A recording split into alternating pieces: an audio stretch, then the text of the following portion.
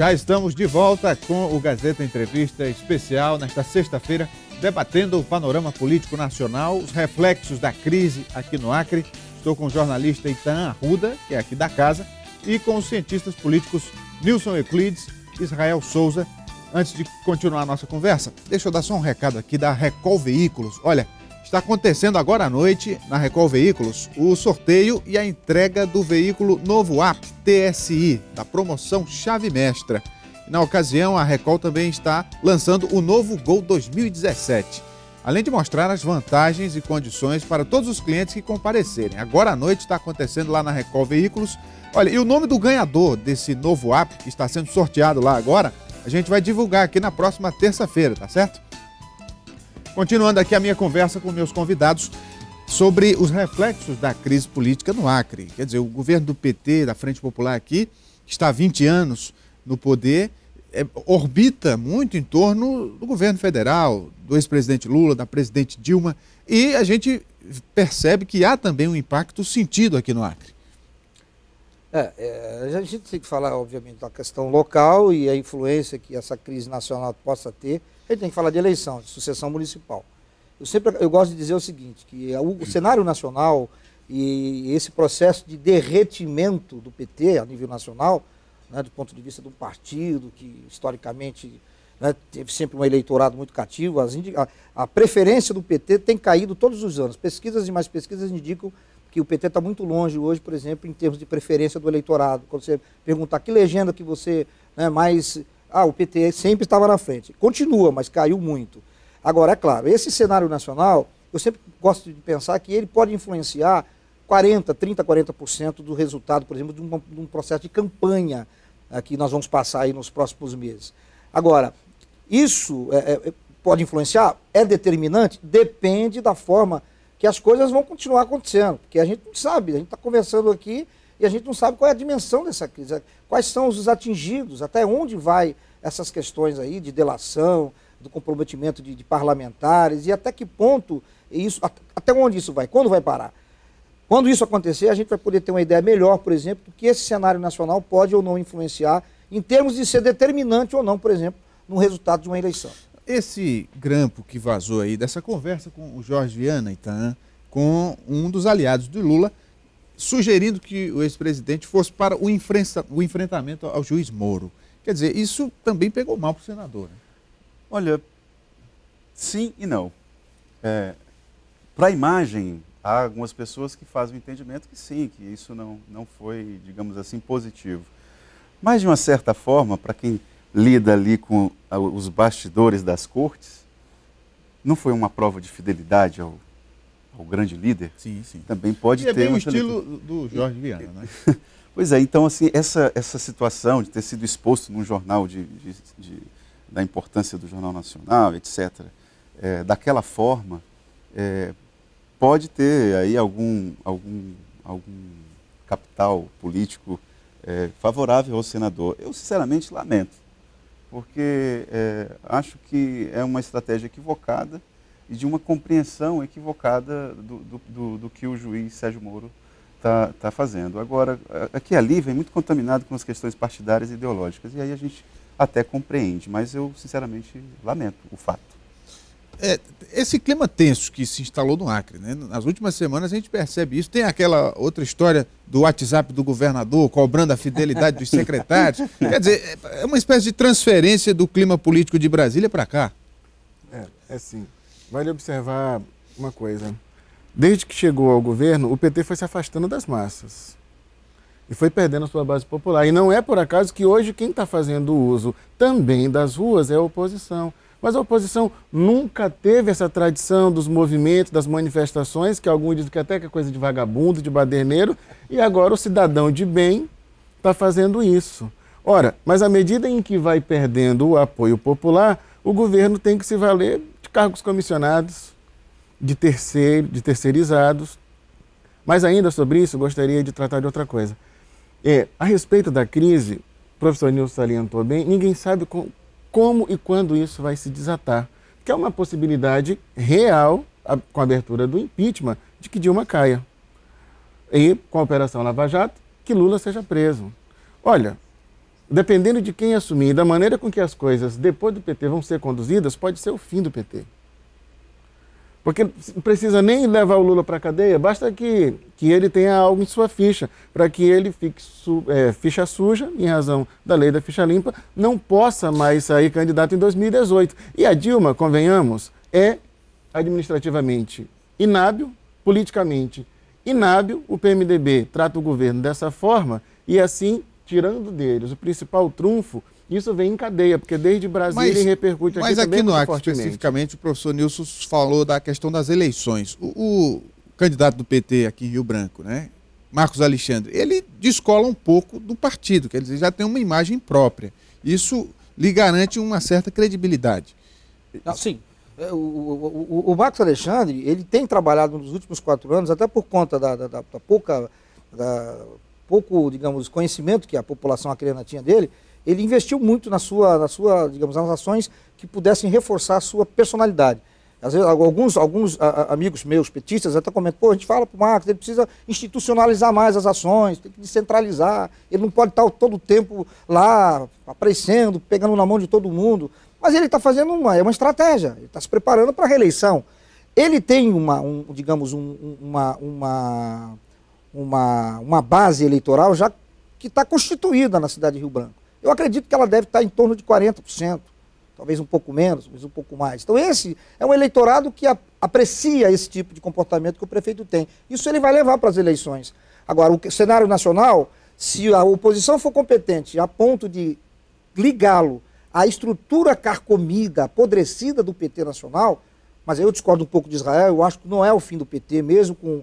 Não acredito que o Lula possa ser preso, pode até ser, mas não acredito que isso venha ser o fim do PT. Eu acho que o PT vai sofrer um impacto muito grande, um golpe que vai demorar alguns anos para ele se recuperar, mas eu acho que ele ainda tem base social para se recuperar. Agora é preciso dizer o seguinte, aqui no Acre é um PT diferente. Aqui é uma outra história. Por quê? Aqui é um PT diferente porque o PT dos últimos 20 anos é um PT que é uma legenda que está diretamente controlada, dominada por 2 líderes, que é Jorge e Sebastião Viana.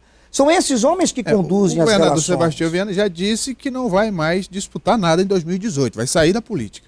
Bom, isso é uma coisa que a gente precisa esperar para ver. Se ele afirmou isso, me parece que foi para o Altino, numa entrevista talvez um pouco informal. Não acredito que ele vai abrir mão disso. Eu não conheço o governador, não sei qual é o plano que ele tem, mas eu acho que se ele fizer isso, é óbvio que tem Marcos Alexandre, tem o próprio Jorge e outras lideranças que estão surgindo e estão, de certa forma, constituindo o eleitorado. Agora, essa questão do PT aqui no Acre, ela precisa ser diretamente ligada com aquilo que o Israel falou.